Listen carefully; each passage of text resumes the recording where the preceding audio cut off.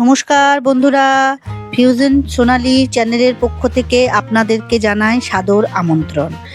আমি আজকে বানাচ্ছি দই বড়া রেসিপি। তো রাত্রে থেকে ভিজিয়ে রাখা বিউলির ডালকে আমি মিক্সার গ্রাইন্ডারের বাটির মধ্যে নিয়ে ভালো করে পেস্ট করে নিয়ে একটা বাটির মধ্যে তুলে নিলাম। তার মধ্যে পরিমাণ মতো লবণ দিয়ে ভালো করে ফেটানোটা এতটাই সুন্দর হতে হবে যেন জলের মধ্যে দিলে ওটা এরকমভাবে ভেসে ওঠে। যতটা ভেসে উঠবে ব্যাপারটা ততটাই নরম হবে। এই ফেটানো বিউলির ডালটিকে নিয়ে আমি সাদা তেলের মধ্যে দিয়ে ভেজে তুলে নিলাম।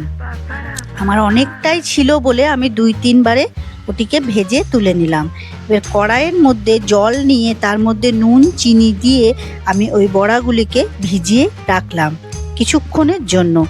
মিক্সার গ্রাইন্ডারের বাটিতে আমি 500 গ্রাম মতো দই নিয়ে তার মধ্যে লবণ, চিনি এবং লঙ্কা গুঁড়ো এবং জল দিয়ে একটা পেস্ট বানিয়ে সাইডে সরিয়ে রেখে দিলাম। এরই মধ্যে আমি ওইটা বড়াগুলোকে যেগুলোকে ভিজিয়ে রেখেছিলাম ওগুলোর থেকে জল চিপে আমি একটা গামলার মধ্যে তুলে নিলাম। এবার ফেটিয়ে রাখা দইটিকে ওপর দিয়ে আমি এটাকে ফ্রিজের মধ্যে ঢুকিয়ে রেখে দেবো 2-3 ঘন্টা মতো। যখন আপনারা পরিবেশন করবেন বড়াগুলিকে নেবেন, ওপর থেকে ভাজা জিরে গুঁড়ো ছড়িয়ে চাটনি দিয়ে সেও দিয়ে পরিবেশন করবেন।